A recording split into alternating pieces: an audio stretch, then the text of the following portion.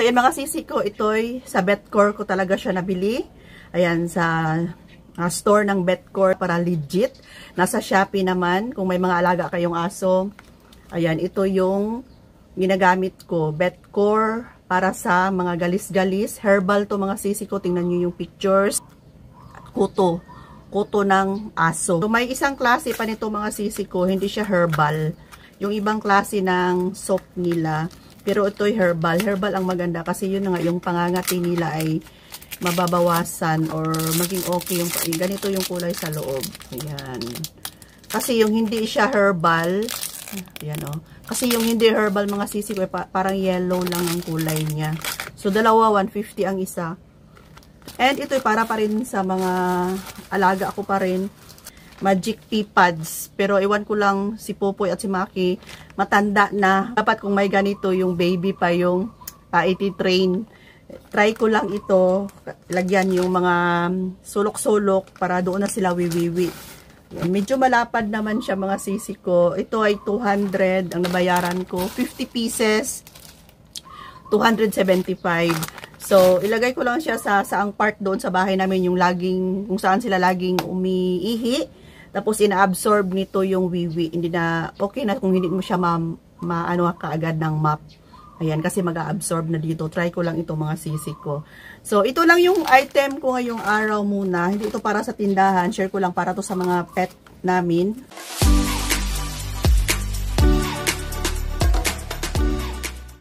Hello mga kasari! Hello mga sisi! Magandang araw sa inyong lahat. Kumusta na ang mga sisi ko ngayon? Kumusta na ang benta ng ating sari-sari store? So, dito sa amin, same pa rin. Same as usual. Minsan, okay. Minsan naman, parang mababa yung sales natin. Pero, at least mga sisi ko, thankful pa rin tayo sa araw-araw ng mga blessings na pumapasok sa tindahan, malaki man yan o maliit. Diba mga sisi ko? And sana na tayong lahat ngayon ay nasa mabuting kalagayan at tayo ay laging mag-ingat mga sisi ko.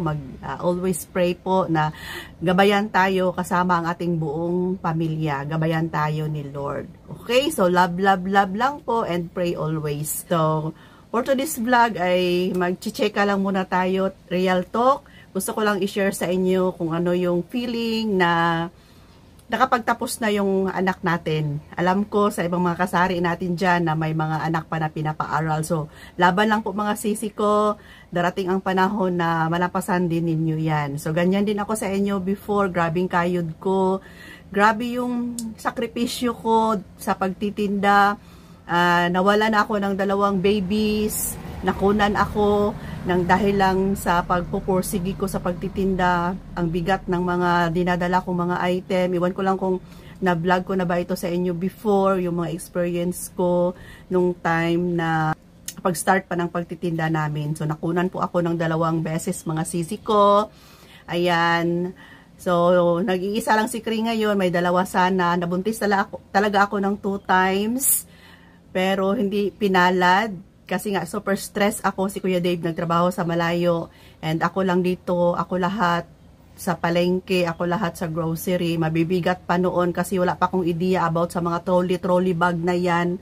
Maswerte na nga si Kuya Dave ngayon kasi may trolley bag na siya na hinihila niya na lang yung mga pinamili niya. Ako noon, grabe. Yung mga, lahat na mga binibili ko ay binubuhat ko dito, nagkasugat-sugat na yung kamay ko. So, ganyan po yung buhay ni Ate Rose ninyo nung time ng sisimula pa lang namin na magtindahan. Grabe yung sakripisyo ko. Ayan, so sa mga kasari ko na hindi pa nakakaalam sa buong story ng aking buhay sa pagtitinda.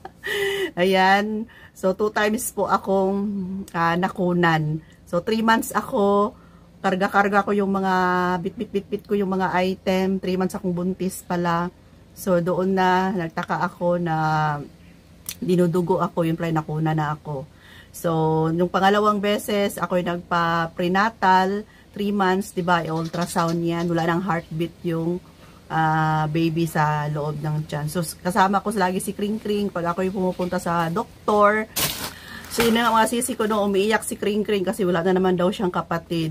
So, 2 beses na siyang, 2 times na siyang sumama sa akin na ganun yung result sa ultrasound. First ay failure, iyak pa rin yung bata kasi wala na daw yung baby. Pangalawang, sama ko rin sa kanya kasi lagi ko siyang sinasama. Wala pa rin, wala na namang baby, sabi ng doktor. Wala na siyang heartbeat. So, iyak na naman ang bata. So, yun na nga mga sisi ko, no, ang story ng aking buhay. Parang shortcut ko na lang. So, ngayon ay nagpapasalamat ako sa Panginoon kasi nga si Kring ay katatapos lang, kagagraduate niya lang. So, almost 1 year na. Kulang na lang ng 1 taon para makapag board exam na siya ng kanyang course na architecture. Pero, ayan, so ngayon mga sisi ko ay si Kring, may 2 years pa siya na apprentice. So, naka 1 year na siya. Hindi kasi pwedeng mag-take agad ng board exam ang architecture student. Hindi siya same sa ibang mga course na pag makagraduate ka ay pwede ka nang mag-review at mag-take ng board exam. Ang architecture ay kailangan pa ng 2 years na naman.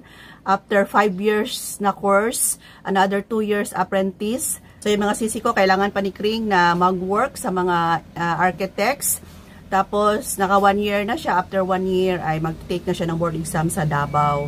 So, ito na naman yung pinaghahandaan ko ngayon, yung 6 months na pag-stay sa Davao. Gasto sa board and lodging. Okay lang yung, kaya yung bayad ng board exam. Hindi siya gaano kamahal, pero malaki ang gasto sa kung saan siya titira. Yan, board and lodging na doon ako gastusan ng malaki, kaya yan yung pinaghahandaan namin ni Kuya Dave.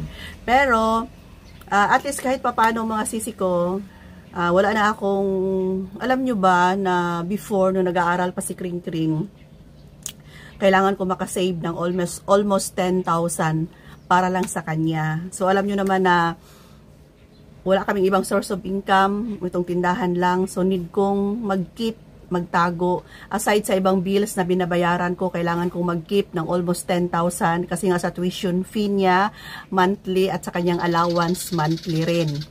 Okay, so ngayon, sa panahon na ngayon, ayan, nagwa-vlog naman ako, diba? Pinapakita ko sa inyo na sa ngayon, medyo matumal na talaga yung tindahan namin. Hindi na siya parehas noon. So yan, thankful ako kasi nga sa time na mabenta pa, malakas pa yung tindahan ko, ay medyo yun na nga, nakaya kong bayaran yung tuition ni Kring. So yun na nga mga sisi, thankful ako kasi nga sa ngayon nakasave ako ng almost 10,000. Kasi grabe, ilang years talaga, 5 years po yung course ni Kring. Monthly po ako kailangan may almost 10,000 po akong ikikip para sa kanyang tuition at sa allowance niya pa. So masaya ako kasi nga kahapon or nung last day yung vlog ko ay about sa washing machine. Matagal ko na talagang gustong bilhin yung washing machine na yan mga sisi ko. Siguro last year pa akong nagre-research kasi hindi ako agad-agad bibili ng item kung hindi ko yan siya chine-check muna o nagre-review ako kung ano yung magandang washing na gamitin. So yung nabili ko pala ay Panasonic. Napakaganda niya. So may review ako niya, next vlog na lang. Sa ngayon, hindi naman gaano kalaki yung benta namin. Medyo matumal na nga, pero kaya naman bayaran kung ano yung mga expenses namin ngayon. Kasi yun na lang man yung mga bayaran namin, yung mga PhilHealth, SSS, di ba? So, yung 10,000 na para kay Kring, sana sa tuition niya, tapos na. And ngayon naman ay si Kring ay may sarili naman siyang pera kasi yung 2 years na apprentice niya ay may sahod naman siya. Nagwo-work pa rin siya, work from home lang siya sa isang architect dito sa lugar namin. Ayan, may sahod si Kring.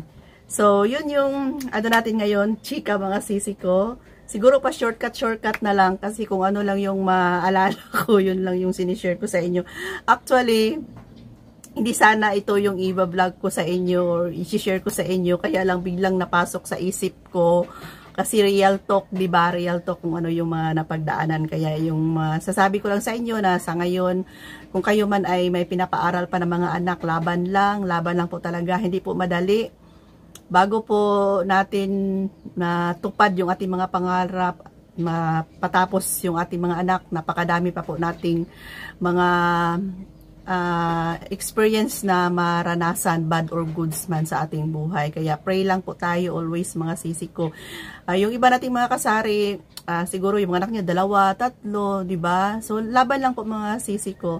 Ako isa lang si Kring, pero parang 3 na yung anak ko kasi nga sa private school siya nag-aaral. Yan lang yung kaibahan na nasa private siya, kahit na isa lang siya, malaki para yung gastos ko. Since na grade 1 siya hanggang nag-college na sa private school sa niya. Parang iniisip ko na parang 3 yung anak ko. Okay mga sisi ko, siguro hanggang dito na lang muna yung ating vlog for today's. Kung meron kayong mga katanungan at kung meron kayong gustong ipagawa sa akin na vlog or video, comment down below kayo mga sisi ko. Kung makaya ko, i-share ko sa inyo. Kung meron kayong mga ibang katanungan, ay sasagutin natin sa next vlog natin. So, mega shout out sa lahat ng mga kasari ko na laging nanonood ng aking mga vlog. Kahit na yung ibang vlog natin ay pabalik-balik na lang. Okay, love you all mga sisi ko. Thanks for watching. Bye for now.